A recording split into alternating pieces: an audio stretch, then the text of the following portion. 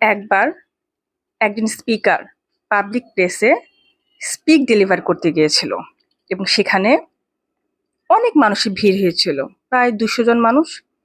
তো সেই স্পিকার একটা $20 বের করে বলল, এই ডলারটা আপনারা কারা কারা চান। তো প্রায় 200 জন মানুষের হাত তুললো যে আমরা প্রত্যেকে এই ডলার চাই।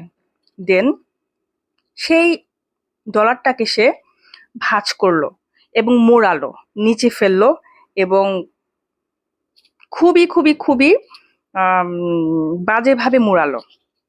দেন বলল, আপনারা কি এই $20 এখনো চান? সেই 200 জন মানুষ এখন হাত তুলে বলল, হ্যাঁ, আমরা এখনো সেই $20 চাই। দেন সেই স্পিকার আবার সেই $20টাকে মাটিতে ফেলে জুতা দিয়ে তার মধ্যে কয়েকবার পা রাখলো, দুমড়ালো, মুচড়ালো, কচলালো, মাটি লাগালো এবং বলল, do you still want it? আপনারা কি এখনো এই $20 চান? এবং সেই 200 জন মানুষ বলল, হ্যাঁ, আমরা এখনো সেই $20 চাই। স্পিকার সেই 200 জন মানুষকে বলল, এখান থেকে আমরা কি শিখলাম? এটা কিন্তু একটা লেসন।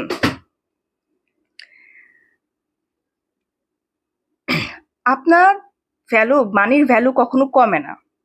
সেটাকে আপনি নতুনই দেন অথবা পুরানো দেন অথবা দুমড়ানো মোচড়ানো নোটই দেন।